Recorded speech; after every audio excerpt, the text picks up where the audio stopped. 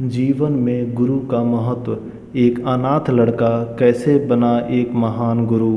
तो दोस्तों आइए हम सब समझते हैं इस कहानी के माध्यम से। एक समय की बात है, घने जंगलों के बीच एक कुटिया बनाकर गुरु और उनके कुछ शिष्य रहते थे। गुरु अलौकिक शक्तियों से परिपूर्ण थे। एक दिन गुरु अपने कुटिया में बैठकर ध्यान कर रहे थे।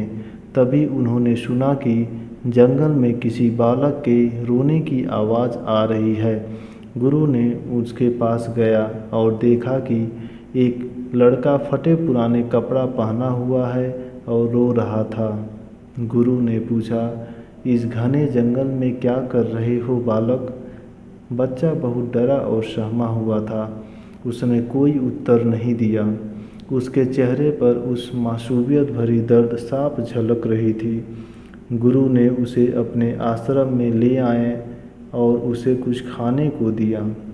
कुछ देर बाद जब वह लड़का सहज महसूस करने लगा, तब गुरु उसके पास आकर बैठ गए और पूछा, इस घने जंगल में क्या कर रहे थे? लड़के ने जवाब दिया, मैं अनाथ हूँ और मेरा कोई नहीं है इस दुनिया में। मेरी एक सौतेली माँ है जो मुझे बहुत मारती है और खाने को भी कुछ नहीं देती है। गुरु ने कहा, जिसका कोई नहीं होता है उसकी रक्षा ईश्वर स्वयं करता है। लड़के ने कहा, कहाँ है ईश्वर? मैं उनसे मिलना चाहता हूँ। गुरु ने कहा, उसके लिए तुम्हें कठोर और निरंतर अभ्यास करना पड़ेगा। क्या तुम कर पाओगे? लड़के ने कहा, हाँ करूँगा। तभी से वह बालक अन्य शिष्यों के साथ गुरु के सानिध्य में योग का अभ्यास करने लगा। उस लड़के की अभ्यास क्षमता और लगन को देखकर गुरु हमेशा प्रसन्न रहते थे। बहुत ही कम समय में वह लड़का गुरु का सबसे प्रिय शिष्य बन गया। एक दिन वह लड़का अपने गुरु के पास आया और बोला, गुरुजी, मैंने जो भी आपसे सीखा है वह मेरे जीवन में बहुत महत्व रखता है। कृपया आप मुझे आत्मज्ञान की यात्रा क्या है उसके बारे में बताइए। दिव्य ज्ञान से परिपूर्ण गुरु ने मुस्कुराते हुए उत्तर दिया, मेरे प्रिय शिष्य, आत्मज्ञान की यात्रा शुरू करने के लिए तुम्हें स्वयं ही यात्रा करनी होगी। यह एक ऐसी यात्रा है जो तुम्हें अपने मूल स्वरूप की ओर ले जाएगी और तुम उस परम सत्य का अनुभव कर सकोगे। इतना कहकर गुरु अपने कुटिया में चले गए। अगले ही दिन गुरु ने उस शिष्य को पहाड़ की ऊंची चोटियों पर ले गए, जहाँ प्रकृति की सुंदरता चारों ओर फैली हुई थी। ऐसा प्रतीत हो रहा था कि सारे जहाँ की सुंदरता यहीं पर आकर बस गई हो।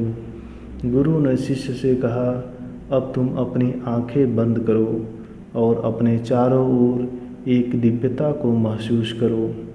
शिष्य ने गुरु के आदेश का पालन करते हुए जैसे ही अपने आँखों को बंद किया, उसने एक दिव्य शक्ति का अनुभव किया। उसने देखा कि वह स्वयं ईश्वर के समीप खड़ा है।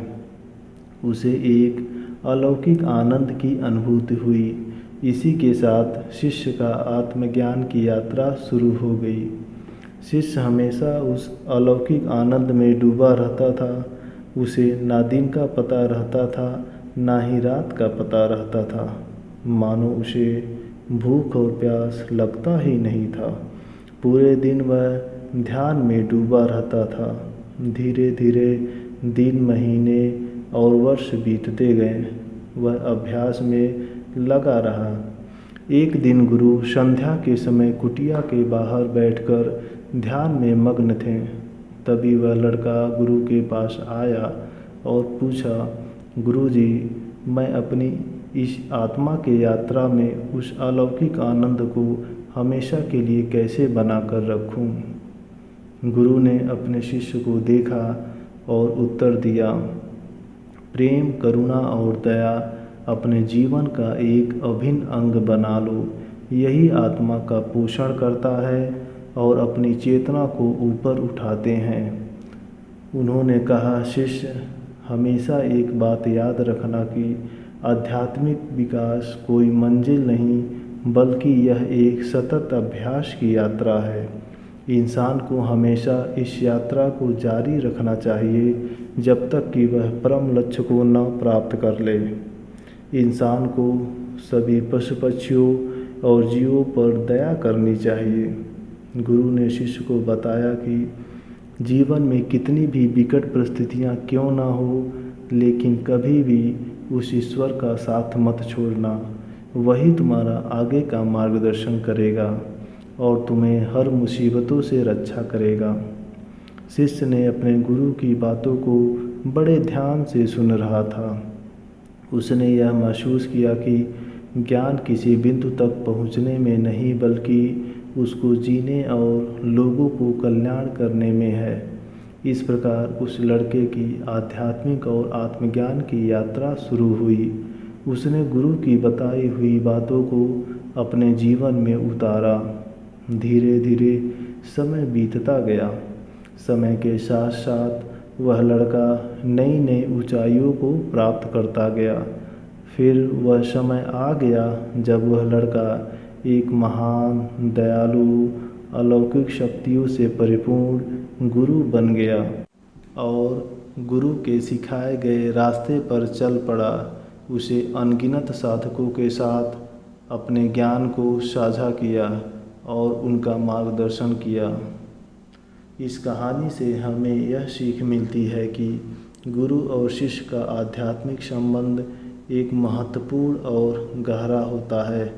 गुरु अगर चाहे तो एक साधारण बालक से एक महान गुरु बना सकता है। आप कितनी भी विकट परिस्थिति में क्यों ना हो, अगर आप गुरु के सिखाए गए रास्ते पर चलते हैं तो एक न एक दिन अवश्य ही आपको सफलता मिलेगी। इसीलिए कहा गया है, गुरु ब्रह्मा गुरु विष्णु गुरुदेवो महेश्वरा गुरु साक्षात परब्रह्म तस्मै श्री गुरुवे नमः। अर्थात गुरु ही ब्रह्मा है, गुरु ही विष्णु है और गुरु ही भगवान शंकर है, गुरु ही साक्षात परब्रह्म है। ऐसे गुरु को मैं बारंबार प्रणाम करता हूँ। दोस्तों, कैसी लगी यह कहानी हमें कमेंट करके ज़रूर बताइएगा।